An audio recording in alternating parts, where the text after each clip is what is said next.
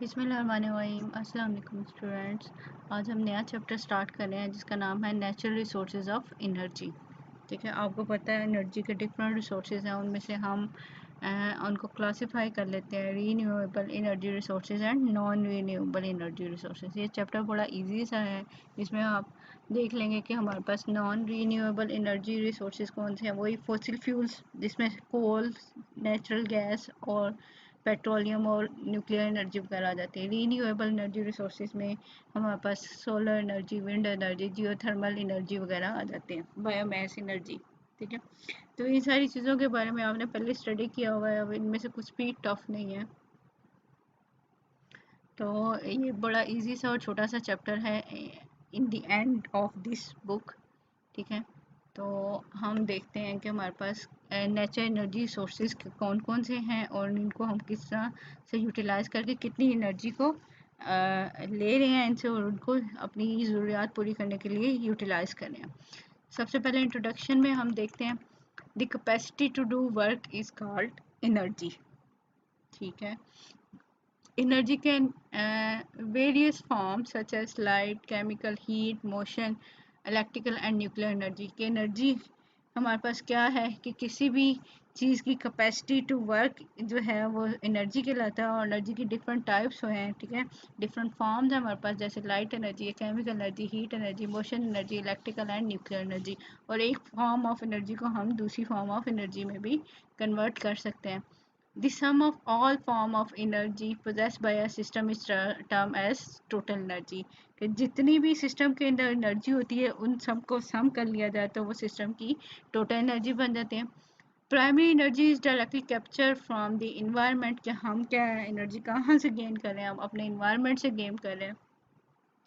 Primary energy is of two types. कौन कौन सी? Renewable, जो कि दोबारा दोबारा हमें मिल सकती है या रीन्यू हो सकती है। ठीक है, कभी ख़त्म नहीं हो सकती, वो हमारे पास रीन्यूएबल आ जाते हैं। और दूसरी क्या है, दोबारा जो हमें नहीं मिल सकती, जिसको हम कह सकते हैं नॉन रीन्यूएबल एनर्जी के। दो दोबारा हमें एक दफ़ा अगर ख़त्म होगी तो दोबारा नहीं मिलेगी। Renewable energy is drive from resources that are generated naturally और कैन ईजीली बी रिप्लेनिश्ड। कि रीन्यूएबल एनर्जी का मतलब क्या है कि जो नेचुरली सोर्सेज से अवेलेबल जो एनर्जी है वो हमारे पास आ जाती है रीन्यूएबल एनर्जी रिसोर्सेज में। मीन कि जब तक नेचुरल रिसोर्सेज हैं उस टाइम तक ये हमें एनर्जी मिलती रहेगी। या फिर हम ये एनर्जी को हम क्या कहते हैं, अगर ख़त्म हो जाए तो वो दोबारा रीप्लेनिश हो सकती है, दोबारा उसको हम गेन कर सकते हैं। Renewable energy include solar energy, wind, hydro power, biomass, geothermal and ocean energy. कि ये हमारे पास नेचुरल रिसोर्सेज से आ रही है तो ये हमारे पास रीप्लेनिशेबल है, जल्दी से ख़त्म नहीं होती, तो ये हमारे पास रीन्यूएबल एनर्जी के सोर्सेज हैं। The other type of primary energy source include non renewable energy resources that took millions of years to form. कि नॉन रीन्यूएबल एनर्जी रिसोर्सेज हमारे पास जो हैं उनको बनने के अंदर बहुत ज़्यादा टाइम लग जाता है, और अगर एक दफ़ा वो ख़त्म हो गए तो उनको इतनी जल्दी वो बन नहीं सकेंगे, और जो है फिर हमारी ज़रूरियात ज़िंदगी पूरी नहीं हो सकती उनको। Non renewable energy sources can not be reform over a short period of time. कि ये जल्दी से नहीं बन सकते, ये मिलियंस ऑफ ईयर्स में बनते हैं। These include fossil fuels, petroleum, natural gas, coal and nuclear energy. The primary energy can be easily converted into secondary energy in the form of electrical energy or fuels such as ethanol, fuel oil, gasoline, methanol and hydrogen. की primary energy जो basic हम energy ले रहे हैं अपने environment से, उसको हम एनर्जी की दूसरी फॉर्म के अंदर भी कन्वर्ट कर सकते हैं, डिफरेंट फॉर्म ऑफ एनर्जी में कन्वर्ट कर सकते हैं। जैसे कि हम लाइट एनर्जी को जो है कन्वर्ट कर दें, हम जो है सनलाइट को हम इलेक्ट्रिकल एनर्जी के अंदर कन्वर्ट कर रहे हैं या फ्यूल के अंदर कन्वर्ट कर दें, या मैकेनिकल एनर्जी में किसी जगह पे कन्वर्जन हो रही है, तो मीन एक फॉर्म ऑफ एनर्जी को हम दूसरी फॉर्म ऑफ एनर्जी में कन्वर्ट कर सकते हैं। Generation of renewable energy sources as an alternative to fossil fuel is a hot research topic in current scientific research. कि हमारे पास क्या है कि अब हमारे पास जैसे जैसे इंडस्ट्रियलाइजेशन हो रही है, पॉपुलेशन इंक्रीज हो रही है, एनर्जी डिमांड बढ़ रही है, तो हमारे पास क्या है कि ये नीड भी आ रही है कि जो हमारे पास फॉसिल फ्यूल्स के सोर्सेज थे वो तो हमारे पास आस्ता आस्ता क्या है यूटिलाइज होते जा रहे हैं और कम से कम होते जा रहे हैं। तो इसलिए हमें क्या करना चाहिए, अल्टरनेटिव सोर्सेज को ढूंढना चाहिए कि फॉसिल फ्यूल से अल्टरनेटिव जो फ्यूल्स हैं उनको सर्च किया जाए ताकि हम एनर्जी की डिमांड को पूरा कर लिया जाए। तो इसलिए आजकल जो हॉट टॉपिक है रिसर्च में वो यही है कि हम जो है रीन्यूएबल एनर्जी रिसोर्सेज पे सारी की सारी रिसर्च करें। जैसा कि आप लोगों ने भी अगर रिसर्च करनी है तो इस तरह के टॉपिक्स को रिसर्च की जो है आजकल हॉट टॉपिक है और उनको ऐसे टॉपिक्स को भी चूज़ करना चाहिए जिनसे नेक्स्ट जो है वो इंफॉर्मेशन भी मिले और कम्युनिटी को भी फ़ायदा हो। तो हम सबसे पहले नॉन रीन्यूएबल एनर्जी रिसोर्सेज के बारे में डिस्कस करेंगे, जो कि हमें पहले बताया कि ये नेचुरल गैस हो सकती है नॉन रीन्यूएबल एनर्जी रिसोर्सेज, या फिर हमारे पास क्या है पेट्रोलियम हो सकता है, पेट्रोलियम की फ्रैक्शंस हो सकती हैं, और साथ साथ क्या है कि ये हमारे पास कोल है। ठीक है। The major non-renewable energy resources are natural gas, coal, petroleum and nuclear energy. इनमें से हम सबसे पहले किसको देख रहे हैं, नेचुरल गैस को। Slow decomposition of biological matter under the earth's surface over millions of years resulted in the formation of natural gas. कि बायोलॉजिकल मटेरियल्स की डीकम्पोजिशन होती है ओवर मिलियंस ऑफ ईयर। ठीक है। तो वहाँ से पे हमारे पास क्या है कि वहाँ से हमारे पास नेचुरल गैस प्रोड्यूस हो रही होती है। Natural gas is found trapped in the earth crust, porous rocks such as sandstone and harder rocks के अर्थ क्रस्ट के अंदर या रॉक्स के अंदर से या उनके नीचे से हमारे पास जो है वो नेचुरल गैस इवॉल्व होती है, वहाँ पे ट्रैप होती है, और जैसे ही हम उसकी ड्रिलिंग वगैरह करते हैं तो वो वहाँ से ऊपर की तरफ आएगी और हम उसको कलेक्ट कर लेते हैं। Oil and natural gas reserves are usually found together as formation of these occur under similar sort of condition के ऑयल की और हमारे पास जो नेचुरल गैस है, मीन पेट्रोलियम, आप सिंपली कह लें कि पेट्रोलियम और नेचुरल गैस की फॉर्मेशन जो है के लिए सेम तरह की कंडीशन चाहिए। तो मोस्टली हमारे पास क्या होता है, जहाँ पे ऑयल प्रेजेंट हो वहाँ पे मोस्टली नेचुरल गैस भी प्रेजेंट होती है। Although composition of natural gas vary with the origins, but mainly it contain approximately 90% of the methane and is an odorless and colorless gas। कि थोड़ी सी कंपोजिशन तो area to area different हो सकती है यहाँ पे, या उसके ओरिजिन के लिहाज से डिफरेंट हो सकती हैं, बट मोस्टली हमारे पास क्या है 90% इसमें मीथेन होती है जो कि अदर ऑडरलेस गैस है और कलरलेस गैस है। The other gases present include the ethane, propane and other heavier hydrocarbons. Moreover, small amount of carbon dioxide, nitrogen, hydrogen sulfide and trace amount of water is also present in natural gas. तो natural gas की जो smell होती है actually वो sulphur की smell उसके अंदर आ रही होती है, तो जिसकी वजह से हम डिटेक्ट कर लेते हैं कि ये इसकी स्मेल है। एक्चुअली वो मिथेन की स्मेल नहीं है या नेचुरल गैस की स्मेल नहीं है, उसके अंदर जो सल्फर कंपोनेंट्स हैं उनकी वजह से स्मेल आ रही होती है। In China roughly 300 years ago, bamboo was used for natural gas distribution to a certain extent, and it was being used as a lamp fuel। कि बैम्बू यूज़ किया जाता था कि अगर एक जगह से दूसरी जगह पे हमारे गैस को ट्रांसफ़र करना था, उसकी डिस्ट्रीब्यूशन करनी थी, तो वो बैम्बू यूज़ किया जाता है। जो बांस की तरह का होता है, आप लोगों ने देखा होगा कि उसके अंदर अक्सर मशल भी जलाई जाती है कि उसके अंदर गैस को ट्रैप कर लिया जाता है और उसको जो है ना एक जगह से दूसरी जगह पे लेके जाने के लिए यूज़ किया जाता था। Bamboo was use to a certain extent for distribution के डिस्ट्रीब्यूशन ऑफ गैस के लिए इसको यूज़ किया जाता था।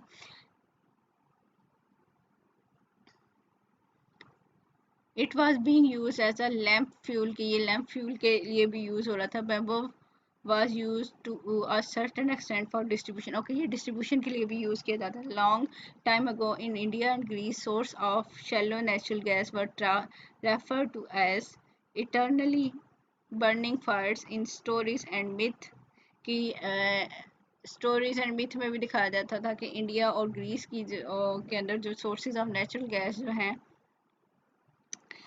वो उनसे हम क्या करें, अर्थ के ऊपर से जो है वो गैस जो वॉल्व हो रही थी, तो वहीं से जो फायर फायर जो बन जाती थी, तो वो दिखाया जाता था कि ज़मीन से या बम्बों के अंदर से या किसी जगह से हमारे पास क्या है, आग निकल रही है। एक्चुअली वो आग वहाँ से क्यों निकलती है कि वहाँ पे हमारे पास क्या है कि नेचुरल गैस के रिसोर्सेज प्रेजेंट होता है, जिसकी वजह से वहाँ से आग निकल रही है। Often in relation to religious and supernatural phenomena, कुछ मिथ भी बनी हुई थी इसके रिलेटेड, ठीक है। Later during the 17th century it was discovered that combustible gas could be produced by heating wood, coal और peat के कोल को या वुड को या पीट को हीट करने से हमारे पास कंबस्टिबल गैस प्रोड्यूस होती है। मीन वो गैस जिसको जलाया जा सकता है और उससे एनर्जी ली जा सकती है।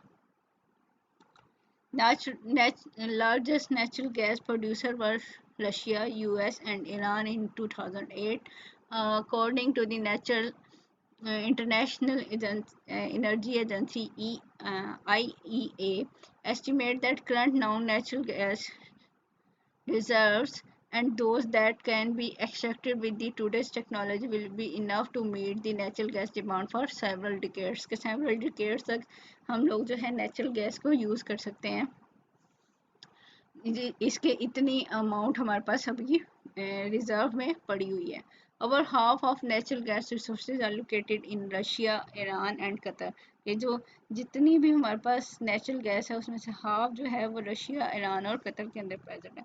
इन recent years, Russia, the USA, Canada and United Kingdom has exported 25%, 22%, 7% and 4% respectively कि ये इतनी जो है नेचुरल गैस को ट्रांसपोर्ट करते हैं। While Netherland and Algeria export less than 1%। के नाइजीरिया और अल्जीरिया एंड नीदरलैंड के अंदर हमारे पास क्या है कि वो 1% या लेस देन 1% जो है नेचुरल गैस को एक्सपोर्ट करें।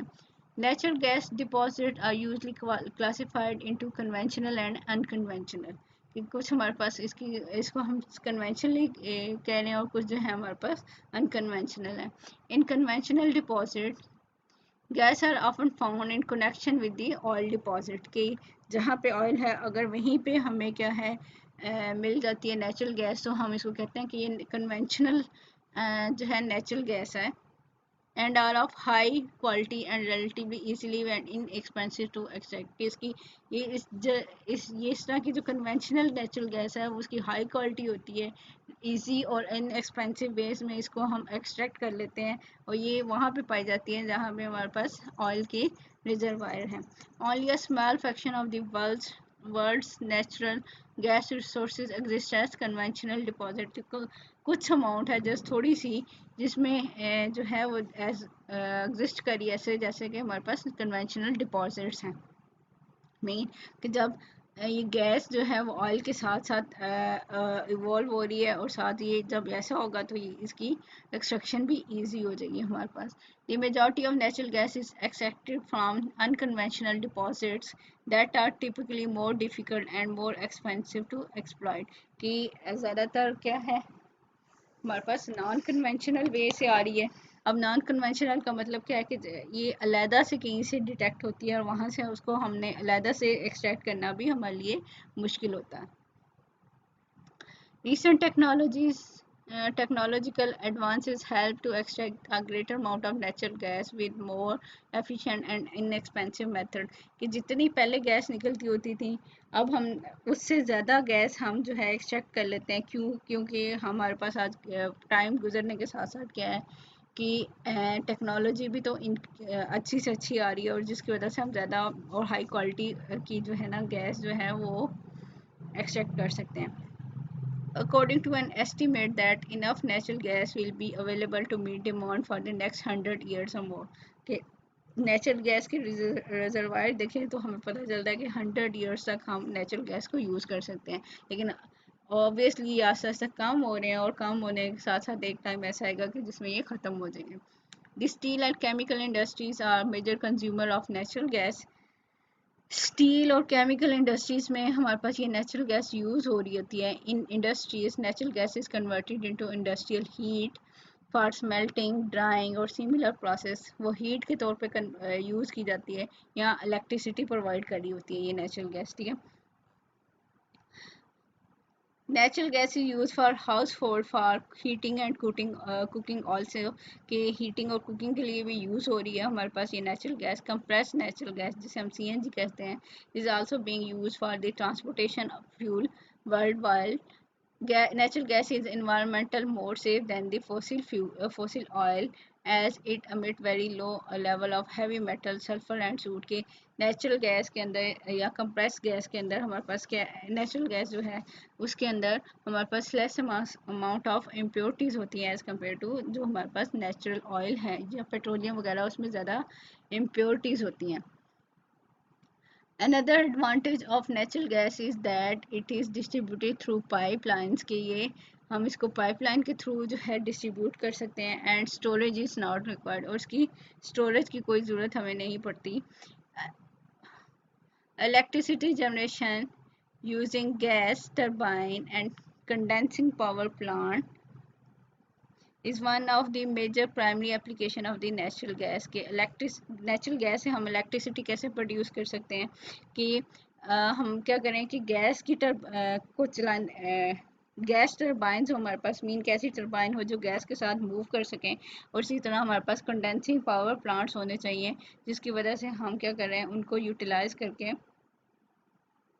मीन के गैस को कंडेंस करके उसको जो है उससे गैस की टरबाइन चलाई जाए और वहाँ से एनर्जी जो है वो गेन कर ली जाए, इलेक्ट्रिसिटी जनरेट कर ली जाए। तो ये हमारे पास एक बहुत बड़ी एप्लीकेशन है नेचुरल गैस की। In the gas turbine natural gas is ignited under high pressure to power और टरबाइन की टरबाइन को मूव किया जाता है हाई प्रेशर पे। हम जो है गैस को इग्नाइट करें, the waste gases produce as a result of combustion are directed to a waste heat boiler, की जो एक्स्ट्रा हीट प्रोड्यूस हो रही है तो वहाँ से हम हीट बॉयलर्स होते हैं कि बॉयलर्स के अंदर ऐसा वाटर रखा हुआ है तो वो क्या करिए कि उस वाटर को हीट अप कर देगी या बॉयल आउट कर देगी, तो वहाँ से भी जो एनर्जी हमें गेन होगी वो भी हम यूटिलाइज कर लेंगे। Where the remaining heat and pressure can be used to produce more heat and electricity. In a condensing power plant, natural gas is used to heat the water to produce the steam which powers our generator वे are turbine के। हमारे पास है कि condensing power plant के अंदर क्या होता है कि नेचुरल गैस को हम यूज़ कर रहे हैं कि स्टीम बनाने के लिए, ठीक है, हीट कर रहे हैं, पानी को हीट कर रहे हैं तो उसकी स्टीम बन जाएगी और स्टीम से आपको पता है टर्बाइन चल सकती है और टर्बाइन चलेगी तो हमारे पास इलेक्ट्रिसिटी प्रोड्यूस हो सकती है। The other popular fuels of our condensing power plants include the oil and coal, कि लाजमी नहीं है कि उसके अंदर हम जो है जस्ट गैस को यूज़ करें, हम पेट्रोलियम को भी यूज़ कर सकते हैं या ऑयल को भी यूज़ कर सकते हैं और इसी तरह हम कोल को भी यूज़ कर सकते हैं। Combined heat and power system are finding application in commercial and residual facilities, के commercial और residual facilities के लिए हम क्या करें combine करें heat जनरेशन को और पावर जनरेशन सिस्टम्स को, यहाँ पे दोनों को कंबाइन करके यहाँ हम ज़्यादा एफिशिएंटली जो है गैस को यूटिलाइज कर सकते हैं। Combine heat and power has high energy efficiency as it utilizes natural gas more effectively in harnessing energy contained in natural gas than does a simple gas turbine, कि simple gas turbine के बजाय हम क्या कर रहे हैं कि जो है combined heat and power system apply कर रहे हैं जिसकी वजह से हमारे पास क्या है कि हम ज़्यादा एनर्जी जो है वो गेन कर सकते हैं यहाँ से। Of all energy used worldwide 23% is provided by natural gas, के जो 23% है वो नेचुरल गैस से प्रोवाइड होती है टोटल एनर्जी जो है उसका। According to International Energy Agency, as the natural gas is becoming popular transportation fuel worldwide, the demand for natural gas will grow by more than 67% through 2030, कि अगर हम अंदाज़ा लगाएं कि 2030 में हमारे पास क्या है कितनी हमें गैस की अमाउंट चाहिए, तो जितनी अब यूज़ हो रही है उसके 67% जो है वो ज़्यादा यूटिलाइज करनी पड़ेगी। तो इसका मतलब है कि हम जो है ज़्यादा एनर्जी को या गैस को यूटिलाइज करेंगे तो और साथ साथ क्या गैस के रिजर्वायर भी तो यूज़ हो रहे हैं, तो गैस के रिजर्वायर भी आस्ता आस्ता जो है वो बहुत जल्दी से ख़त्म होना शुरू हो जाएंगे। In conclusion, there are several advantages of natural gases which mainly includes following. Natural gas is a major clean source of electricity production as it emits about 45% less than carbon dioxide than the burning coal and 30% less than the burning petroleum for an equivalent amount of heat produced. अगर हम comparison करें कि हमारे पास कोल है, petroleum है और जो है नेचुरल गैस है, तो हमारे पास जो है ये जो नेचुरल गैस है इक्वल अमाउंट अगर तीनों फ्यूल्स की हो तो नेचुरल गैस जो है हमारे पास लेस प्रोड्यूस कर रही है तो कार्बन डाइऑक्साइड की अमाउंट, ठीक है। जितनी एनर्जी उसने उधर से लेनी थी, तीनों सोर्सेज के हम एनर्जी काउंट करें और साथ साथ उनकी अमाउंट देखें तो उसके लिहाज से जो हमारे पास जो है नेचुरल गैस है वो 45% लेस कार्बन डाइऑक्साइड प्रोड्यूस कर रही है कि जितना हम कोल की बर्निंग से प्रोड्यूस करें उससे 45% जो है वो लेस प्रोड्यूस करती है। जितनी कार्बन डाइऑक्साइड पेट्रोलियम से प्रोड्यूस हो रही है उससे 30% लेस जो है हमारे पास नेचुरल गैस से प्रोड्यूस हो रही है।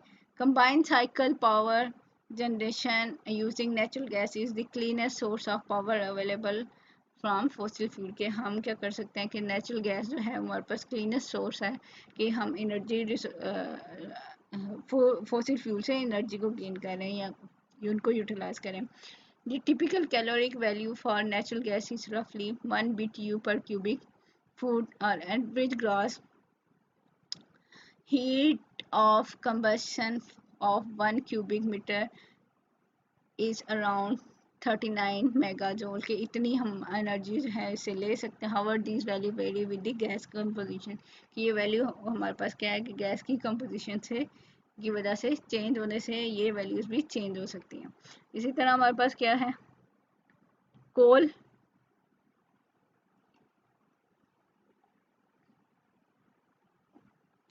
ठीक है।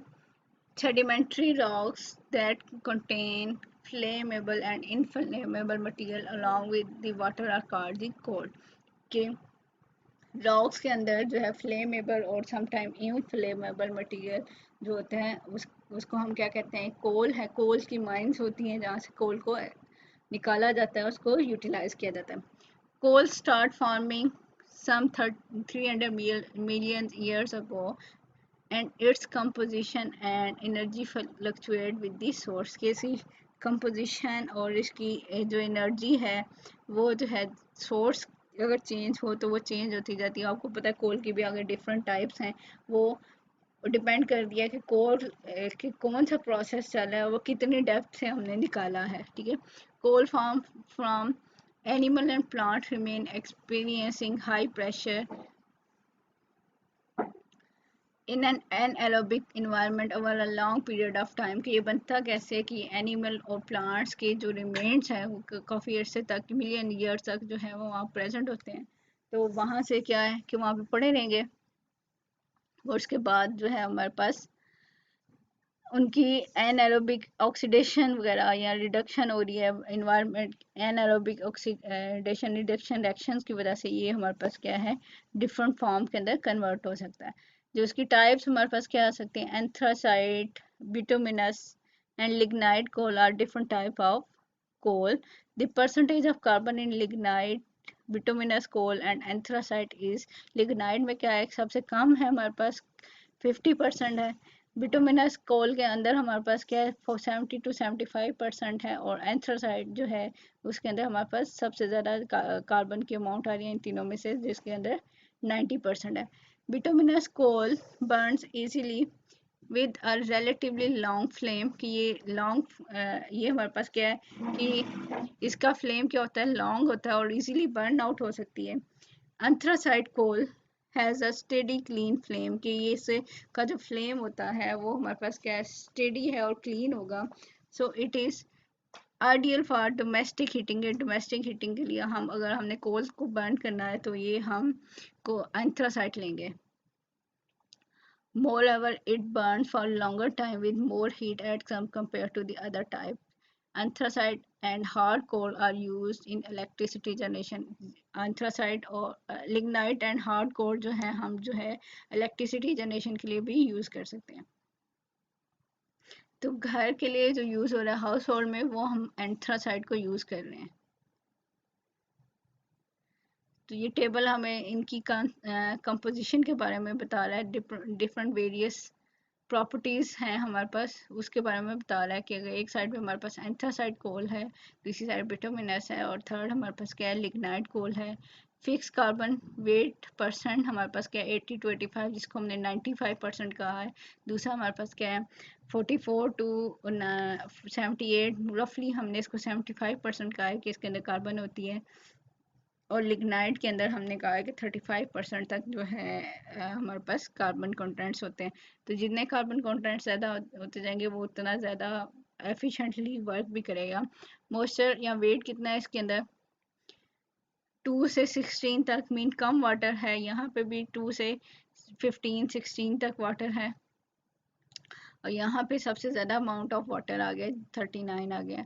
बल्क डेंसिटी हमारे पास कितनी है 50 to 58, ये 57 तक आ गई, ये 54 तक आ गई. ऐश या वेट परसेंट कितनी है हमारे पास कि 9 से लेके 20 तक है, 3 से 11 तक और 3 से 11 तक है ये हमारे पास ऐश परसेंटेज के लिहाज से. सल्फर कितनी है 0.6 से 0.7, 0.7 से 0.4 और 0.4 तक हमारे पास क्या है सल्फर की इम्प्योरिटीज प्रेजेंट है इसके अंदर. Coal has a long history in human civilization as it was efficient and inexpensive source of energy. कि हमारे पास क्या है ये inexpensive है मीन सस्ता है और हम इसको यूटिलाइज करके एनर्जी को गेन कर सकते हैं. However, industrial revolution resulted in real momentum in the use of coal. कि जैसे जैसे इंडस्ट्रियल रेवोल्यूशन हुई तो हमारे पास क्या है कि हम क्या कर रहे हैं कि इसका यूज़ भी बढ़ गया है हमारे पास. During the 18th and 19th centuries, coal was considered as source of social development. कि 19 और 18th सेंचुरी के अंदर कोल को कंसिडर किया जाता था सोशल डेवलपमेंट के लिए कि कितना किस कंट्री के पास कोल है और वो कितना उसको यूटिलाइज करके डिफरेंट इंडस्ट्रीज़ के अंदर इसको यूटिलाइज करें और एनर्जी को गेन करें. Prior to which its major use was only heating है. उससे पहले क्या है सिर्फ हीटिंग के लिए कर रहे थे, लेकिन उसके बाद क्या है कि सोशल डेवलपमेंट का मतलब क्या है कि कितना इंडस्ट्रीज़ के अंदर इसको यूटिलाइज किया जा रहा है और कितनी किसी कंट्री की इंडस्ट्री ज़्यादा है. Great Britain use large quantity of coal in smelting industry for the production of steel to build railways. के ब्रिटिश जो है इसको कहाँ यूज़ कर रहे थे स्मेल्टिंग इंडस्ट्री के अंदर यूज़ कर रहे हैं जहाँ पे मेटल्स को डील किया जाता है, मेटल को मेल्ट किया जा रहा है या उसको किसी और फॉर्म में कन्वर्ट किया जा रहा है. या कार्बन एंड स्टील को आयरन को मिला के स्टील बनाया जा रहा है और वहाँ से जो है रेलवेज की लाइंस जो प्रोड्यूस होती हैं वो भी जो है स्टील से प्रोड्यूस हो रही हैं या अदर तरह का जो मटेरियल है रेलवे के अंदर यूज़ हो रहा है तो वो वहाँ पे भी ये यूज़ होता था. In 1980s, coal was for the first time used to produce electricity for home and factories. कि home and factories के अंदर जो है electricity के लिए क्या है 1980s में इसको first time use किया गया. Currently, the major use of coal is in manufacturing steel and electricity generation. कि अब हम इसका मेजर यूज़ कहाँ कहाँ है कि स्टील इंडस्ट्री में और दूसरा हमारे पास इलेक्ट्रिसिटी जनरेशन के अंदर है. Between 1990 and 2008 there was a tremendous increase in the use of coal in the energy sector is increased by almost 50% and it is estimated to continue to grow. के हमारे पास क्या है कि जैसे जैसे इंडस्ट्रियलाइजेशन इंक्रीज हो रही है तो ऑलमोस्ट 50% जो है इसका यूज़ भी इंक्रीज हो गया और अब आस्ता आस्ता जो है वो और ज़्यादा इंक्रीज हो रहा है. Today coal provide more than 1/4 of total world energy के 1/4 से ज़्यादा एनर्जी जो है हमारे पास वो कोल हमें प्रोवाइड कर रहा है, जो पूरी वर्ल्ड की एनर्जी है, ठीक है, उसके लिहाज से। Coal is distributed worldwide, but 65% of coal extraction is only in the India, जिसके जो है ये है तो डिस्ट्रीब्यूटेड पूरी वर्ल्ड में है, लेकिन कहाँ से ज़्यादा निकाला जा रहा है। 10% इंडिया से निकाला जा रहा है, चाइना से 13%, रशिया से 17%, यूएसए से 27%। In 2005, the total discovered world coal reserve consist of 795 billion ton के टोटल रिजर्वायर जो हैं, टोटल रिसोर्सेज है हमारे पास कितना है, हमारे पास ये 795 बिलियन टन ऑफ कोल हमारे पास प्रेजेंट है। अगर ये इसके रिजर्वायर ख़त्म हो गए तो फिर हमारे पास इनको रिप्लेनिश करना मुश्किल है। Electricity is generated from hard core and lignite के, लिग्नाइट को यूज़ करके या हार्ड कोर को यूज़ करके हम इलेक्ट्रिसिटी प्रोड्यूस करते हैं। Hard coal has more energy than the lignite and hard coal fire plant is more efficient in production and consumption of heat and energy के lignite की निस्बत जो हमारे पास जो है हार्ड कोल जो होगा वो उसके अंदर उसको ज़्यादा यूज़ किया जा सकता है, उससे ज़्यादा एनर्जी जो है वो प्रोड्यूस हो सकती है और ज़्यादा एनर्जी हम उससे इतना गेन कर सकते हैं। At the end of 19th century, the first coal-fired power plant was built, which was coal piece, which used coal piece to stoke into simple boiler के हमारे पास simple boilers हैं, उनको जो है उनको हीटिंग प्रोवाइड करने के लिए हमारे पास क्या है कि कोल को यूज़ किया गया था। Completely dried fine powder of coal is blown into a combustion chamber and burn at very high temperature to increase its efficiency nowadays हम क्या कह रहे हैं कि कोल का पाउडर लेते हैं और उसको हाई टेम्परेचर पे बर्न कर देते हैं।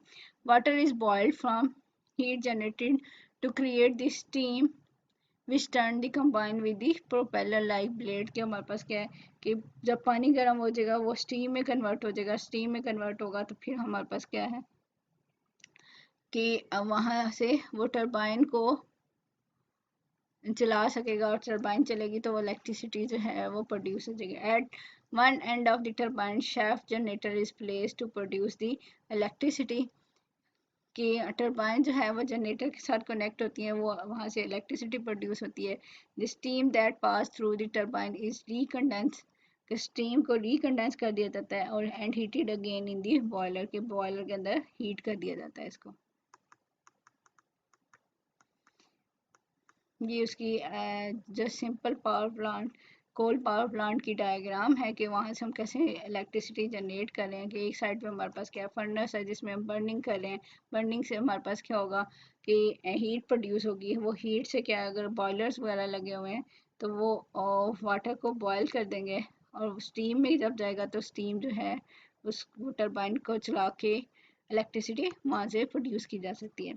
Coal has several advantages such as abundant supply, inexpensive to extract, its capability and reliability for generating large amount of power। कि इसके क्या एडवांटेज है कि ये हमारे पास लार्ज अमाउंट में प्रेजेंट है, इनएक्सपेंसिव है, ठीक है, बहुत ज़्यादा महंगा नहीं है, इसकी टेक्नोलॉजी इतनी महंगी नहीं है कि हम इसको एक्सट्रैक्ट ना कर सकें, और ये हमारे पास लार्ज अमाउंट ऑफ पावर जो है वो जनरेट कर सकते हैं या इलेक्ट्रिसिटी जनरेट कर सकते हैं। However coal has severe effect on human health and environment के इसके सेवियर इफेक्ट क्या हैं कि इसके अंदर अगर सल्फर की अमाउंट या इम्प्योरिटीज़ की अमाउंट ज़्यादा प्रेजेंट है तो ये हमारे लिए डेंजरस भी हो सकते हैं। Impurities such as nitrogen and sulphur present in the coal are released in air when coal burns and combine with the water vapor in the air to form droplets of nitric and sulfuric acid which cause the acid rain। कि अगर हमारे पास कोल के अंदर nitrogen और sulphur present है और जब इसकी बर्निंग होगी तो ये क्या होगा कि ये एयर में एयर में चले जाएंगे। और आपको पता है एयर में अगर हमारे पास नाइट्रोजन के ऑक्साइड या सल्फर के ऑक्साइड्स हैं, तो वो अगर रेन हो रही है या वाटर वेपर्स हैं, तो उनके साथ कंडेंस होकर ये दोबारा जो है एसिड रेन की फॉर्म में अर्थ पे आ जाएंगे।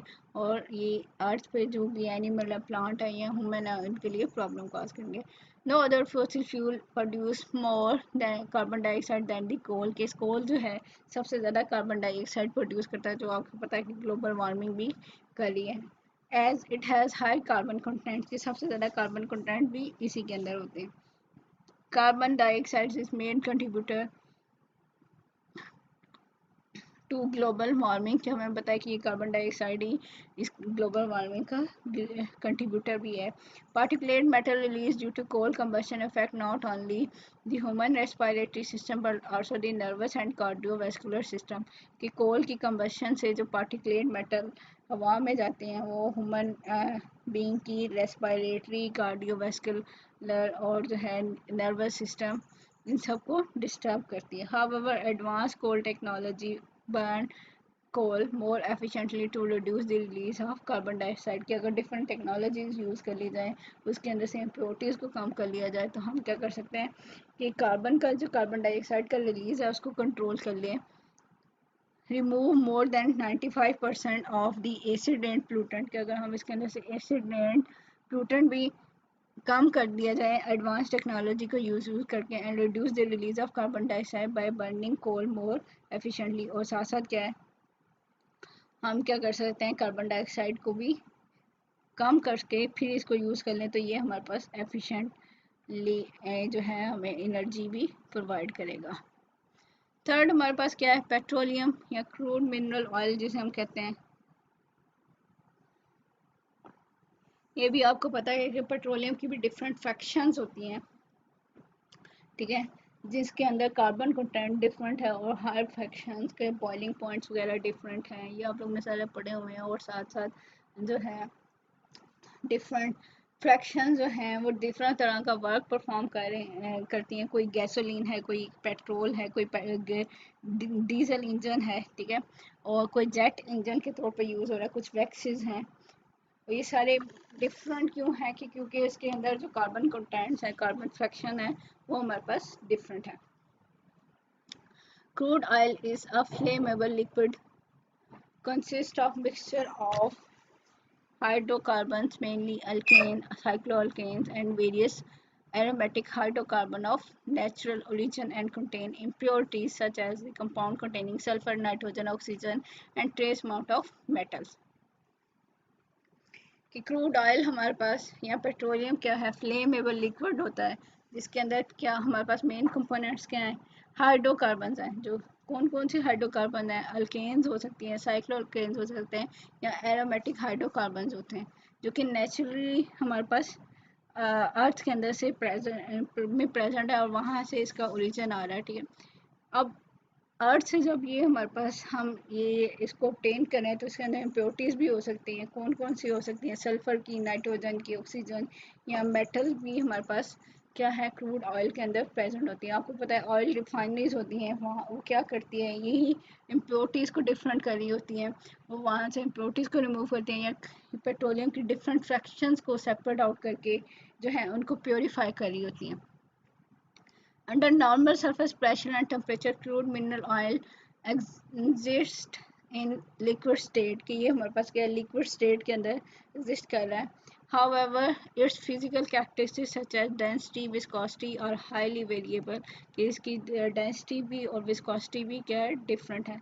Light mineral oils are composed of as much as 97% hydrocarbons के। हमारे पास जो लाइट मिनरल ऑयल्स हैं उसमें 97% क्या हैं, हाइड्रोकार्बन्स हो सकते हैं। However heavier oil contain up to 50% hydrocarbon by weight, के 50% बाय वेट के लिहाज से हाइड्रोकार्बन हो सकते हैं, और 50% इसमें अदर मटेरियल्स भी हो सकते हैं हैवियर ऑयल्स के अंदर। लेकिन जो हमारे पास लाइटर मिनरल ऑयल्स हैं उनके अंदर 97% हमारे पास हाइड्रोकार्बन हो सकते हैं। A typical composition of by weight of crude oil is given in the table, कि इसमें कार्बन कितने परसेंट होता है, 83 से 87% हो सकता है। हाइड्रोजन कितने हो सकती है? 10 to 14%, नाइट्रोजन 0.1 से 2%, ऑक्सीजन 0.1 से 1.5%, नाइट्रो सल्फर कितनी है? 0.5 से 6%, मेटल क्या लेस देन 0.1% हो सकती हैं। अब ये नहीं, कंपोजिशन की डिफरेंस की वजह से डिफरेंट फ्रैक्शंस बन जाती है हमारे पास क्रूड ऑयल की, जिनके डिफरेंट फंक्शंस भी हैं हमारे पास। About 80% of the world's reserves are located in the Middle East, and worldwide now estimated fossil fuel reserves are approximately 1.7 trillion barrel without oil sand and 3.74 trillion barrel with the oil sand। कि हमारे पास क्या है, सबसे ज़्यादा जो है oil के रिजर्वायर मिडल ईस्ट के अंदर हैं, ठीक है, जो कि हमारे पास क्या है 80% है। और पूरी दुनिया के अंदर अगर हम रिजर्वायर देखें ऑयल के, तो ये 1.2 ट्रिलियन बैरल जो है, ये ऐसा ऑयल है जिसके अंदर सैंड नहीं है, तो इसको हम कह रहे हैं विदाउट ऑयल सैंड। और अगर इसके अंदर ऑयल सैंड भी मौजूद हो तो ये कितने हमारे पास जो है रिजर्वायर है 3.74 ट्रिलियन बैरल्स जो है विद ऑयल सैंड के लिहाज से हमारे पास ऑयल की, क्रूड ऑयल की रिजर्वायर प्रेजेंट है। Saudi Arabia, Russia and the United State are the top oil producing countries.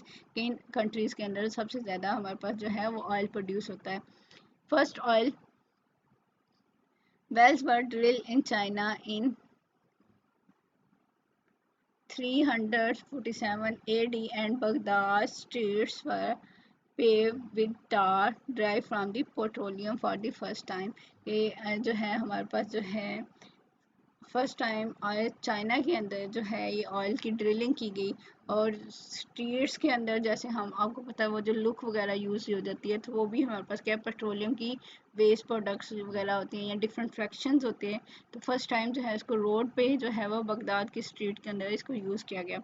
In 1874 the Scottish chemist James Young distilled thicker oil suitable for lubricating machinery, कि thick oil को इस scientist ने जो है lubrication के लिए use किया, machinery की लुब्रिकेशन के लिए यूज़ किया। And light thin oil suitable for use for lamp oil, के जो थिन जो लाइट थिन ऑयल था उसको हाँ उसने सूटेबल किया लैम्प ऑयल के तौर पे, वहाँ से उसकी लाइटनिंग के लिए यूज़ किया। By 1910 significant oil field have been discovered in Venezuela, Persia, Dutch Indies, West East Indies and Mexico and Peru की। यहाँ पे हमारे पास क्या है तो बहुत ज़्यादा ऑयल के रिजर्वायर या फील्ड जो है वो ऑब्जर्व डिस्कवर किए गए थे। Today oil runs about 90% of the transport, के ट्रांसपोर्टेशन में अमाउंट ऑलमोस्ट 90% जो है वो ऑयल को यूज़ किया जा रहा है, क्रूड ऑयल को। इन या इसको जो है रिफाइन करके यूटिलाइज किया जाए। In the 19th century paraffin was refined from the crude oil, crude oil से हमने पैराफिन को भी जो है वो सेपरेट आउट कर सकते हैं, क्योंकि क्रूड ऑयल के अंदर भी क्या है कि हाइड्रोकार्बन्स ही हैं, ठीक है, तो उनको सेपरेट आउट किया जा सकता है, उनकी रिफाइनिंग की करके डिफरेंट कंपोनेंट्स को सेपरेट आउट किया जा सकता है। क्रूड मिनरल ऑयल और petroleum is use in several industries, के इसको इंडस्ट्रीज में भी यूज़ किया जाता है। It is refined and fractions to form gasoline, kerosene, asphalt and chemical reagent used to make pharmaceutical and plastic, इससे डिफरेंट केमिकल सब्सटेंसेस भी बनाए जाते हैं। जब इसकी हम रिफाइन करते हैं या इसकी डिफरेंट फ्रैक्शंस निकालते हैं, मीन कार्बन कंटेंट के लिहाज से इसकी डिफरेंट फ्रैक्शंस को सेपरेट आउट करते हैं, तो कुछ जो है गैशियस फॉर्म में भी हो सकते हैं, कुछ लिक्विड फॉर्म में भी हो सकती हैं। और इनको कुछ को जो है पेट्रोल वगैरह जैसे केरोसिन ऑयल है, पेट्रोल है, डीजल है, इस जो है कुछ जो है वो इस फॉर्म में यूज़ हो रही है, कुछ जो है वैक्सीज आ जाते हैं, कुछ को हम फार्मास्यूटिकल्स में यूज़ कर सकते हैं या प्लास्टिक बनाने के लिए यूटिलाइज कर सकते हैं। Liquefied petroleum gas is highly flammable mixture of butane and about 60% जो है इसके अंदर क्या है ब्यूटेन है एंड प्रोपेन जो कि हमारे पास 38% वॉल्यूम है। लिक्विफाइड पेट्रोलियम गैस का मतलब क्या है कि पेट्रोलियम की जो लाइटर फ्रैक्शंस हैं, ठीक है, वो हमारे पास क्या है, गैस फॉर्म में है। तो अगर हम उनको लिक्विफाई कर लें तो पेट्रोलियम की फ्रैक्शंस उसके अंदर हमारे पास क्या है, ब्यूटेन और प्रोपेन आ जाती है। इसको हम एलपीजी भी कह रहे हैं। इस use for heating purpose and vehicles के अंदर यूज़ हो रही है कि ट्रांसपोर्टेशन और हीटिंग के लिए यूज़ हो रहे हैं। The energy contents of LPG are higher than the for gasoline because of higher hydrogen to carbon ratio कि यहाँ पे LPG के अंदर क्या है कि हमारे पास लाइटर एलिमेंट्स हैं और दूसरी बात ये कि इसमें single bonded atoms I mean butane and propane हैं। तो उनके अंदर क्या है, हाइड्रोजन टू कार्बन रेशियो जो है वो ज़्यादा है। तो जिसकी वजह से इसके एनर्जी कंटेंट्स भी इस अदर जो फ्रैक्शन है उसकी निस्बत ज़्यादा होते हैं।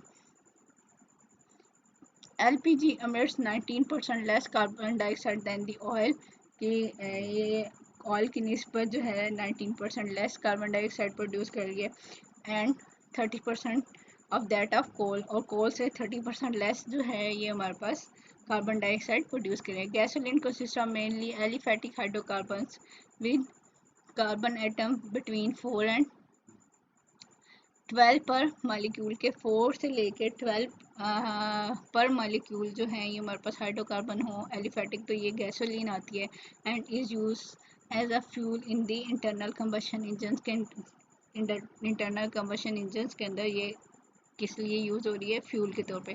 Octane rating of gasoline is improve with iso octane and toluene and benzene कि अगर हम इसको जो है जो भी व्हीकल्स के इंटरनल कंबशन इंजन है उसके अंदर जो फ्यूल यूज़ हो रहा होता है वो ऑक्टेन, ये हमारे पास क्या गैसोलीन होती है तो उसका ऑक्टेन नंबर हम इंक्रीज़ कर लेते हैं ताकि वो उसकी बर्निंग जो है वो प्रॉपर हो, चाहे वो आइसो ऑक्टेन से हो, टोलिन से हो या बेंजीन से हो। The boiling point of petroleum diesel varies in the range of 180 to 360 centigrade and has 8 to 21 carbon atom पर मालिक्यूल कि इसका boiling point diesel petroleum diesel का डिफरेंट है और साथ साथ क्या है कि इसके अंदर नंबर ऑफ कार्बन एटम भी डिफरेंट हो सकते हैं कि 8 to 21 हो सकते हैं। Kerosene is a clear thin liquid form containing 6 to 16 carbon atom पर मालिक्यूल के केरोसिन के अंदर क्या है 6 से लेकर 16 जो हैं वो हमारे पास जो है कार्बन एटम्स हो सकते हैं। It's auto ignition temperature is 220 centigrade and flash point between 37 and 65 कि इसका जो है टेम्परेचर जो है बर्निंग टेम्परेचर या ऑटो इग्निशन टेम्परेचर जो है वो बड़ा हाई है 220 है। Jet fuel is used in gas turbine engine used in aircraft के जेट फ्यूल जो है वो एयरक्राफ्ट जो जहाज़ों के अंदर यूज़ हो रहा होता है, ठीक है, ये वो वाला फ्यूल होता है। Jet fuel is used in the gas turbine engine used in aircraft commonly use naphtha type jet fuel has carbon number between 5 to 15। अगर ये नेफ्था यानी नेफ्थलीन या नेफ्था कंपाउंड वगैरह ज़्यादा होंगे तो उसके अंदर जो है कार्बन के कितने एटम्स आई मीन 5 to 15 जो है कार्बन नंबर इसके अंदर प्रेजेंट हो सकते हैं। इसी तरह अगर केरोसिन टाइप है jet fuel has carbon number between 8 and 16 mean के दोनों के अंदर कार्बन के अमाउंट जो है वो डिफरेंट है। Jet fuel oil is made for of long hydrocarbon chains particularly alkanes, cycloalkanes and aromatics and heavier than gasoline and naphtha के हमारे पास जो है जेट फ्यूल ऑयल जो है वो इससे ज़रा डिफरेंट होता है। जो हमारे पास सिंपल वाले हमारे पास नेफ्था है या गैसोलीन है। Heavier oil have high viscosity and have to be heated to get it to flow कि अगर हमने इसको फ्लो करवाना है तो इसको हमें क्या करना पड़ेगा, हीट प्रोवाइड करनी पड़ेगी। Crude oil is recovered as a water in oil emulsion कि ये इमल्शन की फॉर्म में होता है जिसमें वाटर इन ऑयल है। तो इसका मतलब वाटर क्या है कि कम अमाउंट में है और हमारे पास जो ऑयल जो होता है वो ज़्यादा अमाउंट में है। और आपको ये भी पता है कि इस इमल्शन को हम सेपरेट आउट कर लें, डी इमल्सीफाई कर लें डिफरेंट केमिकल्स वगैरह से, डिफरेंट इमल्सीफाई डी इमल्सीफाइज यूज़ करके, तो हम क्या कर सकते हैं, इसको सेपरेट आउट कर सकते हैं। वाटर यहाँ पे इम्प्योरिटीज़ के तौर पे यहाँ पे प्रेजेंट होता है, ठीक है। Crude oil is recovered as a waste in oil emulsion and demulsifier are used to isolate it from water. Crude oil extraction produce crude oil extraction procedure include 3 stages, कि इसके अंदर 3 स्टेजेस हो सकती हैं कि इसको हमने कैसे एक्सट्रैक्ट करना है। In the first stage oil is derived in pipeline by the natural pressure. First stage के ऊपर क्या है कि ऑयल को जो है वो पाइपलाइन के थ्रू नेचुरल प्रेशर जो है उसके थ्रू इसको फ्लो कराया जाता है। In the second stage liquid are injected into the crude oil well and pump by pumps में भी यूज़। दूसरी स्टेज में क्या है कि एक दफ़ा तो हमने पहले उसको निकाल लिया, फिर जो नीचे रह गया उसको निकालने के लिए क्या करते हैं कि लिक्विड्स को हाई प्रेशर पे उस वेल के अंदर जो है वो इंजेक्ट किया जाता है। In third stage heat is use to force out the remaining heavier petrol heavier oil, कि जब जो है हैवियर ऑयल आपको पता है वो फ्लो नहीं कर सकता, उसकी विस्कोसिटी ज़्यादा है, तो उसको फ्लो इंक्रीज़ करने के लिए क्या किया जा सकता है, उसकी हीटिंग की जा सकती है।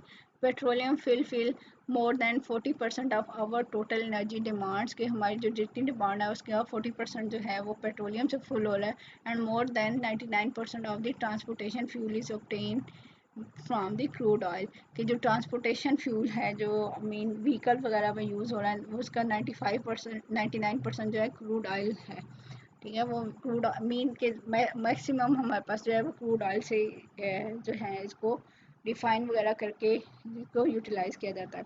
Some crude oil fraction are converted to fertilisers, pharmaceuticals, solvent, pesticide and plastic.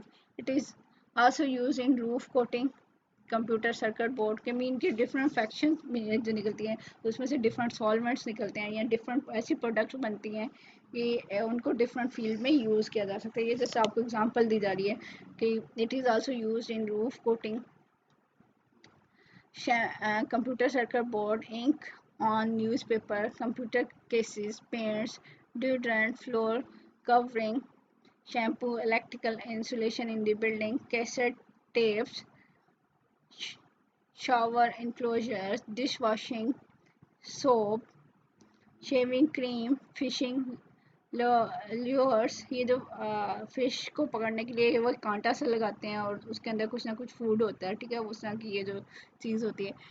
Soft contact lenses, hand lotion, toothpaste, tyres, rope, antifreeze use in auto cooling system, petroleum jelly, जिस तरह हमारे पास waxes हैं या जैसे हम वो क्या है सर्दियों में यूज़ कर रहे होते हैं जिसे हम पेट्रोलियम जेली कहते हैं,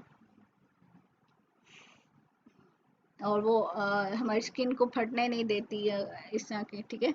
हर्बिसाइड्स, इंसेक्टिसाइड्स में यूज़ हो रहे हैं, फंजीसाइड में सॉल्वेंट्स हैं, ट्रैश बैग्स हैं, बैंडेजेस हैं, फैन बेल्ट्स ऑन इंजन है, कंप्यूटर कीबोर्ड, कंप्यूटर माउस वगैरह, ये सारी चीज़ें जो है डिफरेंट प्लास्टिक से बन रही हैं या पेट्रोलियम की डिफरेंट फ्रैक्शंस जो हैं वो प्लास्टिक वगैरह या डिफरेंट चीज़ें बनाने में यूज़ हो रही होती हैं। However crude oil cause many form of environmental pollution, की इसकी वजह से इन्वायरमेंटल पोल्यूशन भी होती है। क्यों? It contain traces of sulphur and other impurities which are main cause of acid rain, के इसमें सल्फर है और अदर इम्प्योरिटीज़ हैं जो कि हमारे पास मेन कॉज ऑफ इम्प्योरिटी है। It cause it exhaust causes respiratory system problem as it contains ozone which is polluted at the ground level, के हमारे पास क्या है कि जब हम इसको हम बर्न करते हैं तो जहाँ से ये हमारे पास जो है जिस मशीनरी के अंदर से निकल रहा होता है, ठीक है, जो उसके एग्जॉस्ट के अंदर से निकल रहा है तो उसके अंदर से क्या है कि रेस्पिरेटरी सिस्टम को भी प्रॉब्लम करेगा, ठीक है। और उसके साथ साथ जो है वो एक तो सल्फ़र वगैरह है, दूसरी हमारे पास क्या है कि ओजोन भी प्रेजेंट होती है और आपको पता है ओजोन जो है ग्राउंड लेवल पर टॉक्सिक होती है क्योंकि ये हमारे पास स्मोक की प्रोडक्शन में भी एक मेजर कंट्रीब्यूटर है और पोल्यूशन कॉज करती है।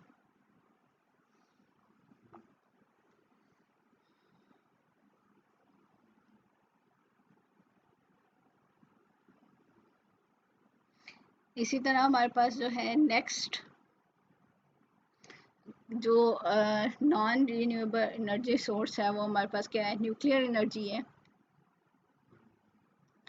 न्यूक्लियर एनर्जी आपको पता है न्यूक्लियर फिशन या फ्यूजन रिएक्शन से प्रोड्यूस होती है, और लेकिन हमारे पास जो न्यूक्लियर रिएक्टर हैं वो अभी तक हमारे पास सारे न्यूक्लियर फिशन रिएक्शंस हैं, क्योंकि हम न्यूक्लियर फ्यूजन रिएक्शन के लिए अंदर क्या होता है, हाई टेम्परेचर रिक्वायर्ड होता है। तो अभी तक कोई ऐसा मटेरियल नहीं बना कि जो इतना ज़्यादा हाई टेम्परेचर को बियर अप कर ले ताकि हम जो है न्यूक्लियर फ्यूजन रिएक्टर बना सकते हैं। तो इसलिए हम जितनी भी एनर्जी आजकल ले रहे हैं न्यूक्लियर रिएक्शंस के अंदर, या न्यूक्लियर एनर्जी जो है वो फिशन रिएक्शंस के अंदर से आई आती है। Nuclear energy is the energy contain in the nucleus of an atom, के एक एटम के अंदर जितनी एनर्जी होती है वो न्यूक्लियस एनर्जी कहलाती है या न्यूक्लियर एनर्जी कहलाती है। The energy that holds neutron and proton is called nuclear energy. कि न्यूक्लियस के अंदर इलेक्ट्रॉन और न्यूक्लियस के अंदर प्रोटॉन एंड न्यूट्रॉन को जो होल्ड कर रही है, जितनी एनर्जी से वो आपस में बॉन्ड हुए हैं, तो वो उसकी न्यूक्लियर एनर्जी कहलाती है। अब अगर एक न्यूक्लियस किसी दूसरे न्यूक्लियस में कन्वर्ट होता है तो कुछ वो अमाउंट ऑफ एनर्जी भी रिलीज हो रही होती है, ठीक है, जिसको हम यूटिलाइज कर सकते हैं। Smallest particle of an atom are known of element are known as atom. Subatomic particles such as neutron, proton are held together in the nucleus of an atom। के हमारे पास क्या है कि न्यूट्रॉन और प्रोटॉन, और आपको पता है इसके अलावा और भी हमारे पास पार्टिकल्स होते हैं जो कि न्यूक्लियस के अंदर किसी ना किसी फोर्स से बाउंड हुए होते हैं, और वो फोर्स कौन सी होती है, न्यूक्लियर एनर्जी होती है। Electricity can be produce from the nuclear energy. Nuclear fusion and nuclear fission reactions are used to produce energy. हम एनर्जी कहाँ से प्रोड्यूस कर सकते हैं, न्यूक्लियर फिशन से या न्यूक्लियर फ्यूजन रिएक्शन से प्रोड्यूस कर सकते हैं। In nuclear fusion energy is released when atom are focus और combine together to form larger atom। कि न्यूक्लियर फ्यूजन के अंदर जो है एनर्जी कहाँ से आती है कि जब स्मॉल एटम जो है वो कंबाइन होके लार्जर एटम बनाते हैं। Solar energy is example of fusion process. के सोलर एनर्जी में भी फ्यूजन का प्रोसेस होता है कि मीन स्मॉलर हाइड्रोजन एटम्स जो है वो आपस में कंबाइन होते हैं, तो वो हमारे पास क्या है, लार्जर एटम, हीलियम वगैरह के एटम बना रहे होते हैं और लार्ज अमाउंट ऑफ एनर्जी जो है वो रिलीज कर रहे होते हैं।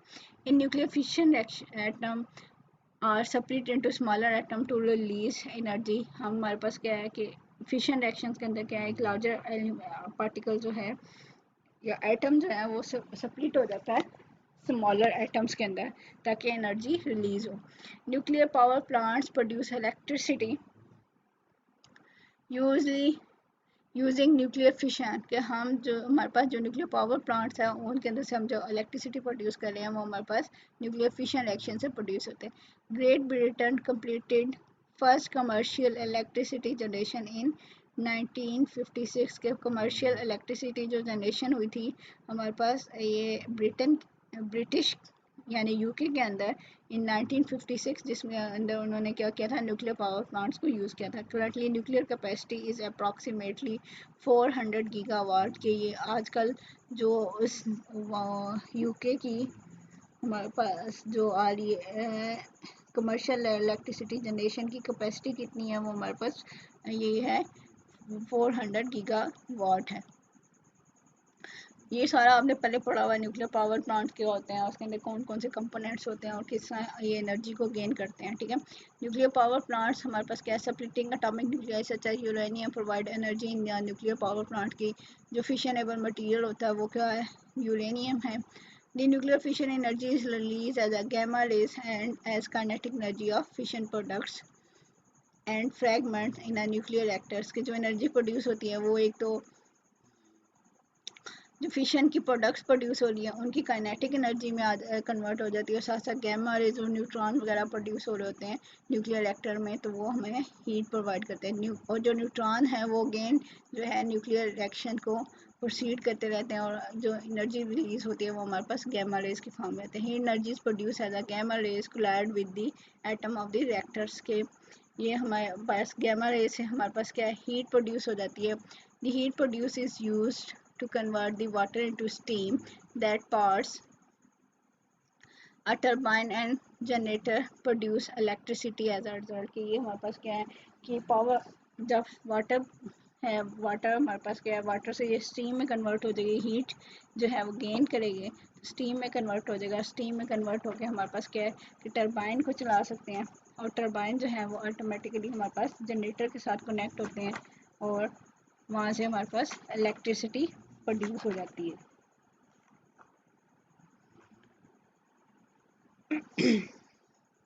इसी तरह हमारे पास हम देखते हैं splitting and atomic nucleus.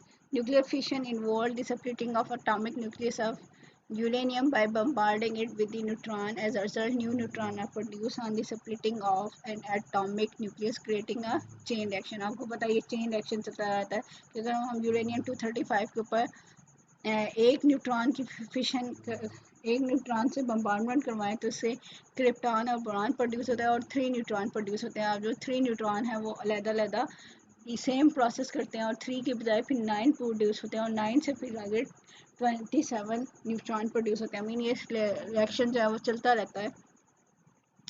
Uranium 235 is most common fuel in nuclear power plants की, ये हमारे पास क्या है, मोस्ट कॉमन फ्यूल है न्यूक्लियर पावर प्लांट्स के अंदर। मीन इससे ही हम यूटिलाइज करके न्यूक्लियर एनर्जी ले लेते हैं। To keep nuclear reaction under control by absorbing neutron, various type of control rod are used. आपको ये पता है कि अगर ये इनको न्यूट्रॉन जो मिट हो रहे हैं उसको ना कंट्रोल किया जाए तो वो क्या है कि बहुत ज़्यादा चेन रिएक्शन चलता रहेगा, और बहुत ज़्यादा एनर्जी प्रोड्यूस होगी जो कि वेस्ट भी होगी और जो कि प्रॉब्लम भी करती है। तो इसलिए इसको क्या करते हैं कि कंट्रोल रॉड यूज़ की जाती है ताकि वो न्यूट्रॉन्स को एब्जॉर्ब करें। To secure the human life from the different type of radiation, nuclear reactor is surrounded by the several independent barriers के। न्यूक्लियर रिएक्टर जो होता है उसकी जो वॉल्स होती हैं वो कंक्रीट की बहुत थिक बनाई जाती हैं, या उसकी बहुत ज़्यादा बैरियर्स लगाए जाते हैं ताकि उसकी वजह से जो भी पर्सन वहाँ पे काम करते हैं तो उनकी लाइफ को कोई प्रॉब्लम ना हो।